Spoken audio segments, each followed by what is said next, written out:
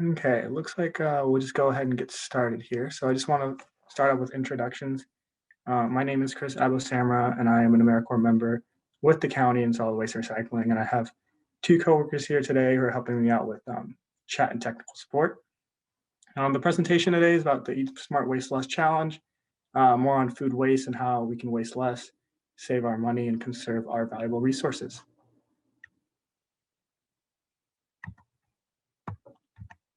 So first, we're going to just go over do some housekeeping for the presentation today. So you can adjust your view in Zoom by selecting side to side or docking the video participant screen to the side or the bottom of your screen. If you have any technical issues today, please drop a message in the chat box, and we have a colleague on the line who's going to try and help you out the best way they can.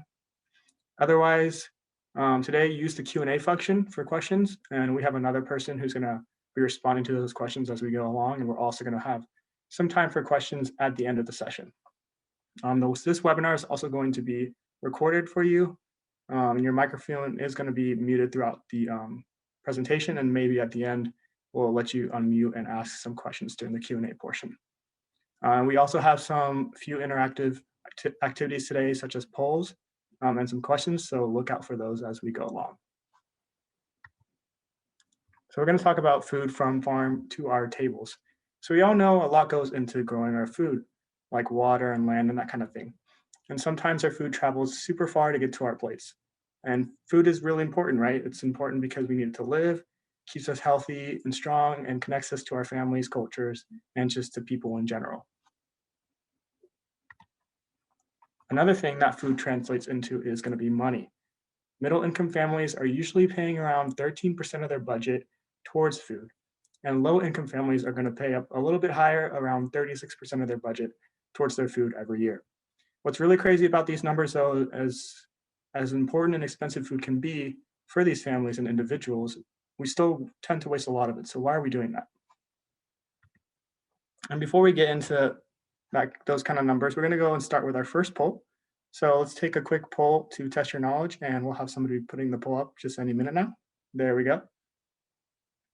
So the poll is, how much food is wasted in the US every year? So how much do you think we're wasting every year? 20%, 40%, 60%, or 75% of our food? So we have 5 out of 5 voted, and we have 3 voting for 40% and 2 voting for 60%. So we're going to go ahead and end the poll. And we're going to go to the next slide and look at what we're working with. So let's do that. So yeah, almost 40% of food produced in the United States. It's going to be 40%, and it's just a crazy number. I can't believe that that's how much we waste. That's like the equivalent of having 1,200 calories worth of food per person every day. And essentially, it's like buying food to feed 2 of your friends, and then having your third friend come, and you're like, I'm going to throw this food away. They don't need it. And sometimes we don't feel like we're wasting food, but we are. So again, why do we waste this food? Now, food can be wasted at every stage of a food's life cycle, from the farm to our fork, which can make it super confusing. We talk about this a lot, but food can be wasted at the production level when food cannot be sold because it looks funny, or it's not the right size, or it's bruised, or it's too big, too small, that kind of thing. It also can be wasted during transport and the market level when they're not sold before the marked expiration date. Other things that can happen is companies can misprint their labels and accidentally ship them out, and then realize that those cannot be put on the line so that they'll be thrown away. After that point, families in their homes end up throwing out edible food. So it can start at production, the transport level, and then people end up throwing away food once they buy it off in the grocery stores. So there's a bunch of different stages on where food gets wasted. And I want to move on and do another poll to test your knowledge, and this will kind of connect us to our next topic. So let's throw up the next poll.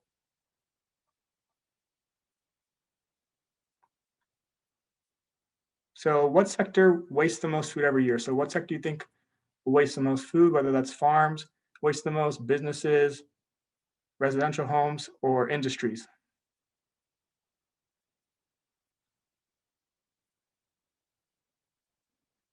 We'll give it a few seconds for people to answer those.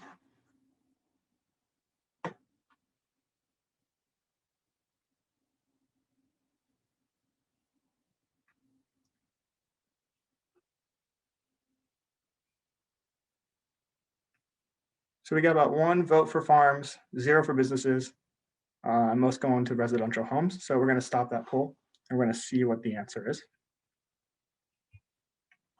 So moving on, as you can see in our chart, the least amount is going to be manufacturers, so industries, 16% of farms, 40% businesses, and then the most is going to be 43% of homes. So you can see those consumer-facing businesses and residential homes have the highest impacts, homes beating out the rest, which show that there's a huge amount of improvement when it comes to management of food in our fridges. And I think that is why this presentation is so important to give out to community members.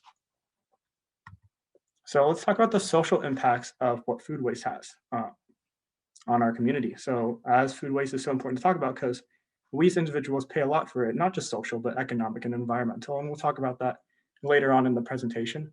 But as far as social costs go, we should think about how 1 in every 6 Oregonians is not sure where their next meal is going to come from. We also need to think about the social justice issues regarding our food production and harvest workers. Their work pays super poor. It's often unregulated, and for also those will tolerate usually conditions, really bad conditions, and they have to tolerate it. They don't have a choice. It's their job. There's also injustice in terms of who lives in and around these types of farms, these communities who live near the farms. These industrial farms will create a bunch of pollution in the air, water, and soil, and can cause health effects and health problems to these individuals. And these are often happening in marginalized communities who don't have the resources to speak out against their own communities being destroyed. A good example of this is Florida tomato workers in the 2000s, actually. There was rampant abuse, and they were even held against their will and coerced or physically forced to work in the fields. Gladly, this has changed due to the Fair Food Program that was put in place, but conditions like this still exist today. If not in the United States, you're going to see those in other countries. And we don't only get food from the United States, we get food from all over the world. So it's important to take those considerations in. So we talked about social, but we also develop the economic cost when wasting food, right? So a family of 4 is going to waste around $1,500 a year on food that they bought and never ended up eating. Now this amount to throwing away about 20% of food that they buy. So for instance, you went to the grocery store today, you went to Fred Meyer. You bought 5 bags of food for your family, and you left one of those bags in the parking lot and decided to just drive home. You wouldn't do that, right? You wouldn't throw away all that money. So why are we doing that? So we talked about the social costs, the economic costs, and now I want to talk about the environmental costs, the impacts. The environment takes a huge hit when we waste this food. When we do this, we also waste all the resources that go into making that item. For instance, 25% of our country's fresh water supply is going towards food that's never going to be eaten. Now, this is super shocking, knowing that most of our food is grown in California. And as most of you probably know, they face a multi-year statewide drought. And it's they're just having a hard time right now. They have to get water from other places, and they're just not doing well. I also like to talk about methane in terms of environmental costs. So yes, we're wasting a lot of water, but additionally, when we throw away our food, we let it rot in the landfill. Now, when we do this, it emits a really harmful gas called methane, as much as you probably know. This type of gas is actually 25 times more potent and dangerous than other greenhouse gases like CO2. So when this food piles up, a process called anaerobic decomposition takes place. This is when the release of methane occurs due to the lack of oxygen available. So a lot of us, including myself, we grew up thinking, oh, it's okay to throw away food. It's just going to biodegrade. It's fine. But it's not that simple. Food scraps can go in the compost, as most of you are thinking, right? Compost is great. Why don't we just compost our food? That's true. But when we compost food, it's best to try not to throw away the food that's meant to be eaten, like our leftovers. Food is meant to be eaten before we compost it, because honestly, that's its best use. So this goes into my final poll that I wanted to test you guys all on. So let's do our final poll to test your knowledge. This one is, what is the best way to get rid of wasted food or to reduce wasted food altogether? Should we compost the food? Should we just throw it away? Should we feed it to animals and donate it to food banks? Or should we just buy less of it?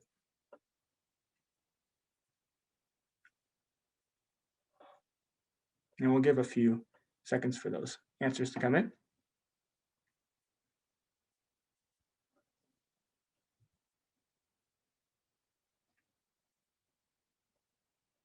So we got 0 for compost, 0 for throwing it away, and we got most going to buying less. So we'll go ahead and end that poll.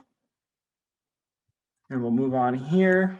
And as we look at our recovery hierarchy, you can see that source reduction, that buying less is the best way to reduce our food waste. So this is a food recovery hierarchy, and it's put out by the EPA. As you can see on that graphic, compost is actually second to last on the best use of food. Yes, composting is better than putting the food in the landfill, as you can see at the bottom. But as we look up higher on the pyramid, we see that using industrial uses, whether that's providing for waste oils or fuel conversion, goes ahead of composting, then feeding animals, then feeding hungry people, whether you're donating extra food to food banks, soup kitchens, that kind of thing. And then the best way is just source reduction. So reducing the amount we make in the first place is going to ultimately help the environment and other types of costs as well. So what are others doing about this? I mean, like, who's working on this type of problem, right? I'll give you a few examples. One is that the EPA is working with the Department of Agriculture and some universities to collaborate to create a guide for students and school personnel about the amount of food wasted in their own cafeterias. This guide that they're providing information on why and how to do a food waste audit. So what to do with the data that you collected, and also offers food waste prevention ideas. Food waste audits, I think, are great for either your own home, college, or business. I know we did a food waste audit for my own college a few years back. It can really tell you how much is being wasted and what's being wasted, so you can make those adjustments. Another thing that's going on is the DEQ is working with, right now, Portland State University, their environmental service kind of community, to conduct a 5-part study on wasted food generation in the state of Oregon. The main research objectives with this project is to understand the causes of waste, to collect reliable data on wasted food, and to provide basic methods for establishing wasted food baselines and assessing those shifts in waste prevention behaviors or levels of awareness. So creating that awareness is super important. Understanding the cause of waste is super important, since the best way, as we said, to reduce this waste is to just produce less in the first place. Moving on, we're gonna put some links in the chat for you to go check out some resources so you can read more up on what things are doing. But another good organization to look at is ReFed, and they're a national nonprofit looking to end food loss and waste across the US food system. They're working to achieve a 50% food waste reduction in accordance with the United Nations in 2030. So they're doing some good stuff there. Go check them out. Go also check out World Wildlife. They don't only do food waste work, they do a bunch of other things, but they have a section where they focus on food waste. But their BIOS basically works to create a secure living planet that will sustain a more affluent population. So go read up on them. Also check out Save the Food. So Save the Food is really cool because it's another organization that helps you do a number of things with food, whether that's helping you how much food you need for a dinner party. So say you're having some people over and you don't know how much you should make. They have this cool guesstimator that you can check out. And they'll give you how much food you probably need to make that night so you don't waste any. They also give you some things to use to help you create meal plans and shopping lists, so you know how much to buy when you get to the store.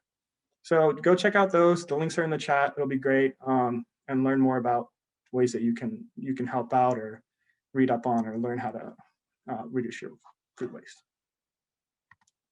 So let's get more personal about this. Let's talk about like what your food waste story is.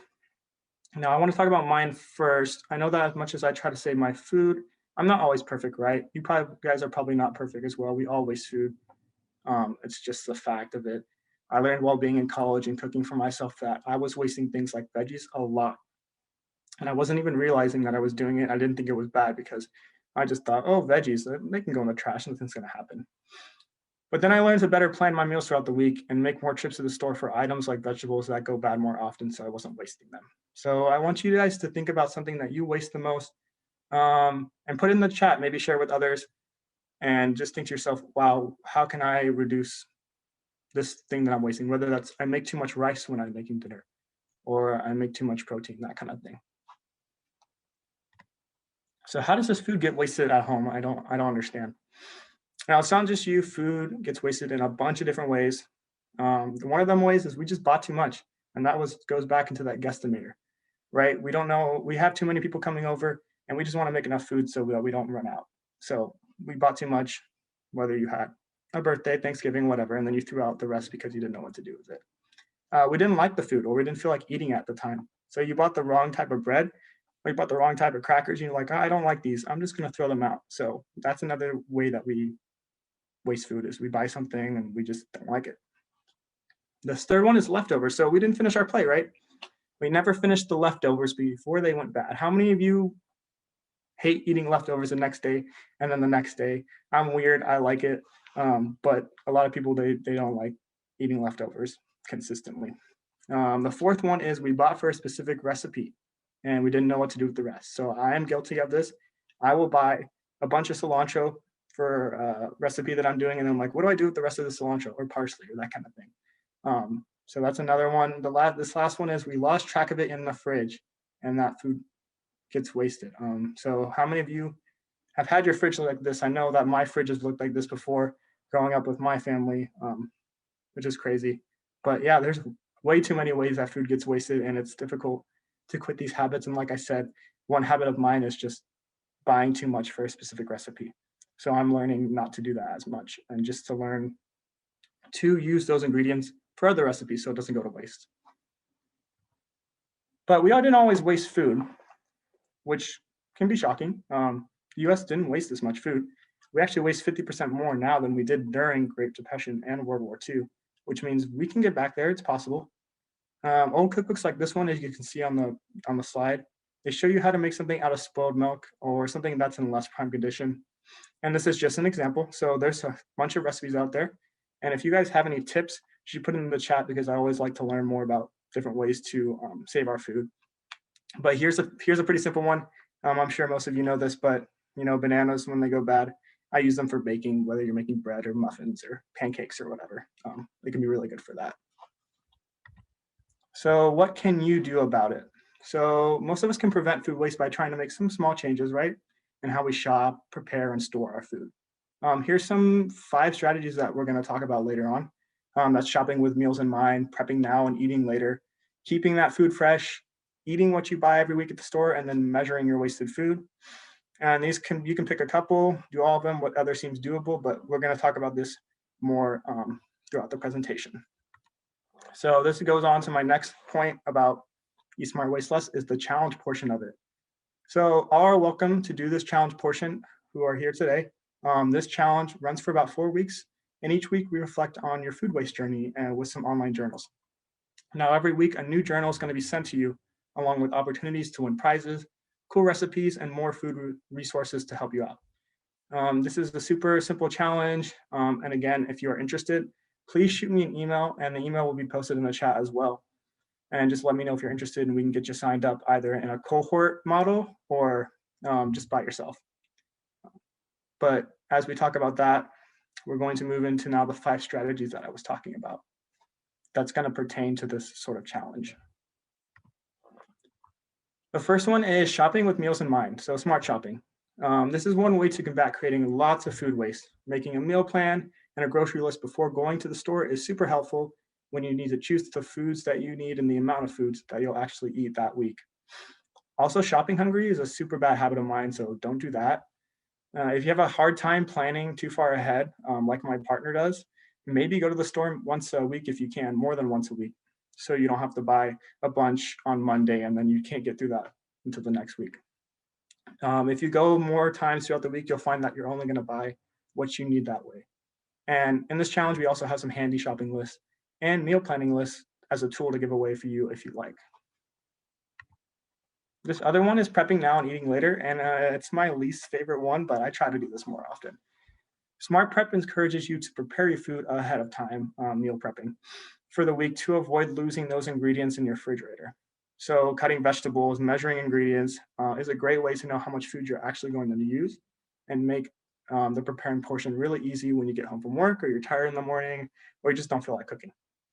For me in college, this was huge though, because it really helped me with my busy schedule, taking classes and doing sports. But now that I work from home, I have a lot more time and I actually have more time to prep these meals throughout the week. And it just feels really nice when you're done with the day and then you don't have to go in the kitchen and cook. You can just pull out your prepped meal. Keeping it fresh, I really like this one because smart storage encourages people to keep their food fresh for as long as possible And for the challenge, we actually have storage magnets with tips about how you can keep your food fresh longer and how to understand what food expiration labels really mean, because those can get really confusing. As you can see on the slide, we have these fruit and vegetable storage guides. Those are the magnets I'm talking about. I really like these because I always forget where my produce needs to go. So whether it needs to go in the fridge, on the counter, or in a cool, dark place like a cupboard. And I also like to remind people that remember the freezer is always going to be your best friend. So if something's about to go bad, freeze it. Freeze your fruits, your veggies, your bread, your meats, do it. I do this all the time. I always, when you go to the store, sometimes you end up buying a big pack of protein. You're like, I can't finish this. So I individually wrap that and I put in the freezer and just thaw it for whenever I need it. And don't feel bad either. I didn't realize that you could freeze a bunch of things until I went away to school just a few years ago and was on my own. Eating what you buy. I'm trying to do this more often in my own life. Smart saving emphasizes working hard to eat what you buy at the store every week, right? So we encourage people to put their food that should be eaten first in one part of the refrigerator. So in a bin like this, as you can see on the presentation, it has a sticker that says eat this first. And we can provide that to you as well. This particular tip was new to me and it's super helpful, especially if I forgot what I bought that week. This is also a tip that I share with a lot of people, but I tend to keep a whiteboard on my fridge with expiration dates of foods, so I know when I need to eat something or freeze something. So if I walk by the fridge and I see that my chicken is expired in a week, then I know I have a week to eat it, that kind of thing. And this last strategy of the challenge is measuring your wasted food. Measuring your wasted food is super important because it can help your family or you know how much food you're wasting weekly and what is being wasted the most. So it allows for you to know what you should cut down on in terms of food waste, or know what they are, or know what you're buying too much of, whether you're buying too much rice, too much veggies, maybe you're buying too much pasta, that kind of thing. And this portion of the challenge, you're going to let us know how much food you waste through a quick weekly survey, and those were the online journals that I was talking about. Remember that the food waste that we want to record, or that you should be recording, is food that should be eaten, like leftovers, not scraps like watermelon rinds and banana peels and that kind of thing. And for this challenge, we usually give out physical containers for you to measure, because of the pandemic and how we're doing this all online, I just tell people to use cups and just look at it in terms of cups. If you have a measuring cup in your room or in your kitchen and that kind of thing. But this task is really cool because it puts in perspective on how much you are wasting every night and what you are wasting. I also want to go over some reflections that people had. So this person said, taking the courses really helped me to become more aware and conscious of the food that we purchase, consume, and throw away. Watching the film Just Eat It also opened my eyes to the volume of wasted food and resources. This film is called Just Eat It. It's a cool documentary about a couple who survives, I think it's a few months on wasted food. And it's really cool how they only eat food that could have been thrown away, whether from family, relatives, or the stores, that kind of thing. Sometimes they even go dumpster diving, but it's a really cool documentary, and we'll give you access to that. This other person said, I learned that having some kind of accountability practice makes me a lot more thoughtful about the food that I'm wasting. I also learned that shopping frequently, being creative helps eliminate some of my food waste. I want to find a friend to check in with once a week about my food waste. I like this one a lot because people have come back and tell me that they did this with their friends, their partners, their families, and it really helped them get through it. So ultimate benefits when you're going to take this challenge is saving money, of course, because you're going to buy only what you need, develop healthier eating habits, protecting the environment and our communities, and ultimately wasting less. So before I end this presentation today, I want to highlight something that's going on at the county right now, and that is called Goose Chase. So the Washington County has just released a countywide scavenger hunt on an app called Goose Chase. It's really cool. All you got to do is download the app, create a profile, and start completing environmental tasks to earn points and possibly win prizes and raffles. It's super easy. Challenges range from easy to hard. It runs for about a month. So as you can see, it started yesterday and it goes to the 22nd. And on the screen, you can see the game code is going to be listed. So all you have to do, is go to the App Store, download the Goose Chase app. Our game is called, I think it's called Washco Sustain. I don't know, but the game code goes in there and it'll tell you how to get there. Again, all you got to do is download that app. It's really cool. We already have about 30 people started. So we're just trying to get some more, and it's really fun. You can see what other people are doing on the app, and you can kind of like learn some things as well. Some examples for this game could be visiting Fern Hill Wetlands and telling us what you learn, taking a picture of your favorite tree, maybe doing yoga in the park, or reading up on some information on like sustainability website, the Audubon, that kind of thing, Washco bikes. So definitely go check that out at the App Store. I just want to wrap up by saying, if you have any questions, feel free to reach out me via email. If you want to do the Eat Smart Waste Just Challenge, please send me an email. I'd love to get you signed up. I want to say thank you for your time, and we hope that you take advantage of this opportunity. Also, be sure to check out our website, eatsmartwasteless.com. They got a lot of cool resources and information on there. But I'm going to go ahead and stop sharing my screen and see if we have any questions that we need to answer.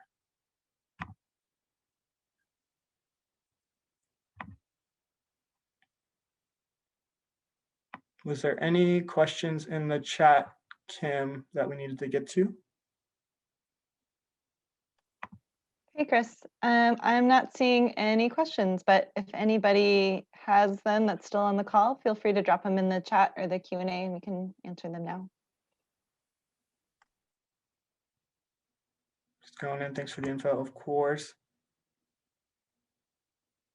I love the freezer. We use it all the time to store food that would otherwise go bad. Exactly. Prepping veggies for the week. I like that. Shredding carrots and cabbage. Yeah, prepping veggies for the week is super important. And give it a few more seconds. If no one has questions anymore, I just want to again say thank you guys for coming. Make sure you check out Goose Chase and all that kind of stuff, and check out Washington County and keep up with our activities that are going on throughout the week.